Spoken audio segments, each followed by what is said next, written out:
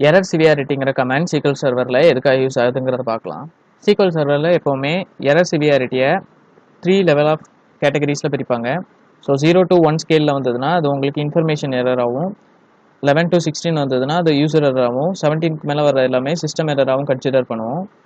இதில் எனக்கு பார்த்தீங்கன்னா இப்போ அக்கௌண்ட்ஸுங்கிற டேபிள் ஒன்று கிரியேட் பண்ணுறதுக்காக கமெண்ட் எடுத்திருக்கிறேன். அதில் அக்கௌண்ட் ஐடி பிரைமரி கீயாக வச்சுருக்கிறேன். அக்கௌண்ட் ஹோல்டர் வந்து என்வேர் கேராக கொடுத்துருக்குறேன். பேலன்ஸில் வந்து டெசிமலாக சப்ஸ்டியூட் பண்ணிவிட்டு செக் அண்ட் ஸ்டெயினில் பேலன்ஸ் கிரேட்டர் தன் ஆர் 0 இருக்கணும்னு கொடுத்துருக்குறேன். இப்போ இதை எக்ஸிக்யூட் பண்ணிக்கலாம். ஸோ டேபிள் கிரியேட் பண்ணிட்டேன்.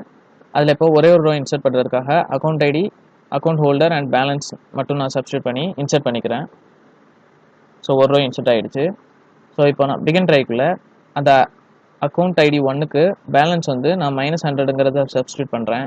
ஸோ செக் கன்ஸ்டெயின் நம்ம கிரேட்டர் தன் 0 கொடுத்துருக்கிறதுனால இது எனக்கு எப்படியும் ஃபெயிலியர் ஆகும். ஸோ அதை கேப்சர் பண்ணுறதுக்காக கேட்ச்குள்ளே நான் என்ன கொடுத்துருக்கேன்னா பிரிண்ட் அண்ட் எரர் அக்யூர்ட் கொடுத்துருக்கேன்.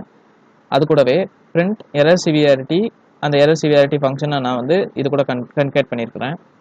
ஸோ இப்போ இதை மொத்தமாக நான் எக்ஸிக்யூட் பண்ணிக்கிறேன். ஸோ இப்போ பார்த்தீங்கன்னா எனக்கு எரர் சிவியாரிட்டி 16 வந்திருக்குது.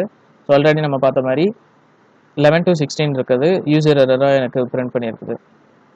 ஸோ இந்த எரர் சிவியாரிட்டி பேஸ் பண்ணி உங்களோட எரர் சிவியாரிட்டி எந்த லெவலில் இருக்குதுங்கிறத நீங்கள் ஈஸியாக டிபக் பண்ணிக்க முடியும்.